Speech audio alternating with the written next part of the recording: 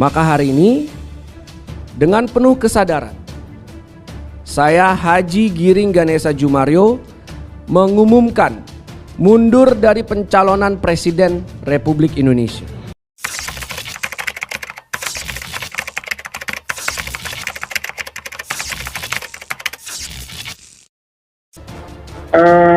Yang pertama saya berterima kasih ya, karena seorang pecundang bernama Giring itu sudah menunjukkan betapa ketidakmampuannya dia sebagai figur publik, apalagi sebagai ketua partai.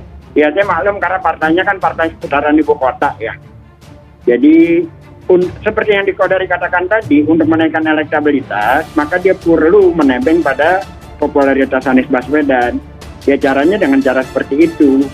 Tentu saja kalau bertarung gagasan, otaknya dikit, dia tidak mampu bertarung gagasan. Bahkan pidato di depan presiden dia tidak punya penghormatan untuk berbicara tentang bagaimana paradigma Indonesia ke depan. Dia tidak punya kemampuan itu. Yang dia punya kemampuan hanya mencaci maki dengan kalimat-kalimat yang penuh kebohongan. Yang kedua, angka 1 triliun dia dapat dari mana datanya? Itu ngalap dari pohon. Coba dicek berapa angka sebenarnya, adakah 1 triliun? Itu saja sudah menunjukkan kapasitas intelektualnya dia, yang saya katakan lagi ya, kapasitasnya otaknya dikit gitu. Untuk data semudah itu aja dari DPRD dia dapat, dia tidak punya kemampuan untuk mendapat data. Yang ketiga, Pak Anies itu setiap minggu mendapatkan penghargaan. Baik. Kenapa dia dapat penghargaan? Karena dia menunaikan janji-janji kampanyenya. Baik. Jakarta International Stadium jadi, tapal kuda jadi, Baik. harga sembako di Jakarta stabil, kenaikan gaji buruh UMP dia berani menaikkan di atas ambang batas yang sudah ditetapkan karena dia mengacu pada keadilan sosial. Dan dalam konteks keadilan sosial misalkan, semua kebijakannya landasannya adalah itu keadilan sosial. Nah, apa dalam konteks tentang keadilan sosial? Nggak ada. Yang dia teriakan hanya tentang Anies pembohong. Yang di depan matanya dia, LRT 6,5 triliun yang sampai hari ini proyek gagal itu. PSI punya suara? Tidak, karena partai ini emang pecundang juga kok. Partai Solidaritas Indonesia sebagai partai terbuka sejak awal memberikan kesempatan kepada kader-kadernya untuk maju sebagai pemimpin-pemimpin nasional dan daerah. Tidak terkecuali saya yang memberanikan diri untuk maju sebagai calon Presiden Republik Indonesia di 2024. Saya bekerja dan berkeliling Indonesia untuk mewujudkan keinginan saya tersebut. Saya bersyukur dapat bertemu sebanyak mungkin rakyat dan tokoh-tokoh di berbagai provinsi dan kabupaten kota. Ada satu fakta yang hendak saya sampaikan. Ketika saya berbicara soal sosok pemimpin ideal,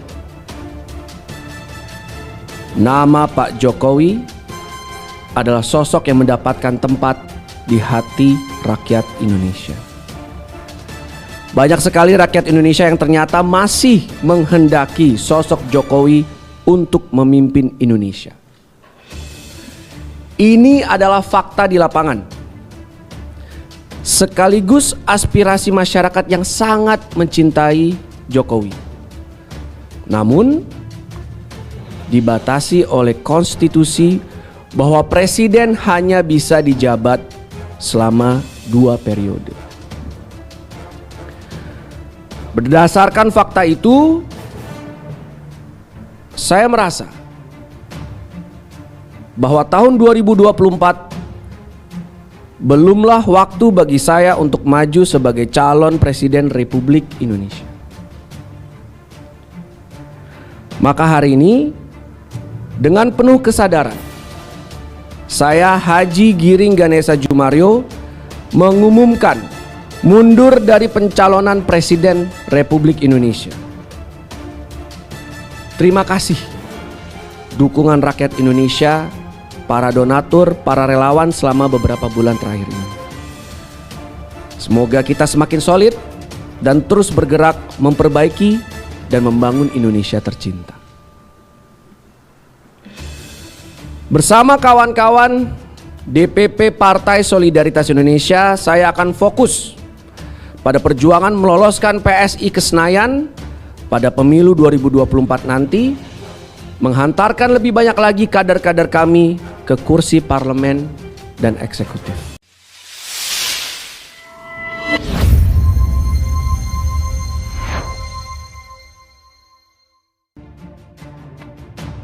Nasib PSI sungguh tragis. Pantas saja Giring lebih pilih mundur.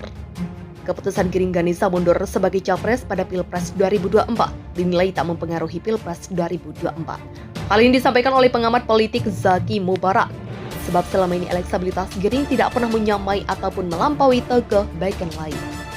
Misalnya Gubernur DKI Jakarta Anies Baswedan, Ketum Gerindra Prabowo Subianto, dan Gubernur Jateng Ganjar Pranowo. Di survei capres namanya Giring gak pernah masuk, ujar Zaki Minggu 27 Februari. Akademisi dari Universitas Islam Negeri Jakarta itu menilai Giring sebagai salah satu gambaran fenomena politik yang tidak normal. Zaki juga berkaca dari survei Litbang Kompas yang menunjukkan elektabilitas PSI hanya dapat 0,9%. Ini sangat kecil dan tentu saja tragis, tegas Zaki. Zaki mengatakan jika tidak ada perubahan strategi yang revolusioner, PSI bakal sulit bersaing. Bisa jadi malah merosot dibanding perolehan sebelumnya. Begitulah tambahnya. Dia juga menyarankan para politikus PSI harus lebih sering terjun ke masyarakat. Padahal sudah bagus PSI mengusung program anti korupsi. Lanjut Zaki. Zaki menjelaskan jeruk pemilih akan terbatas apabila strategi PSI terlalu elitis.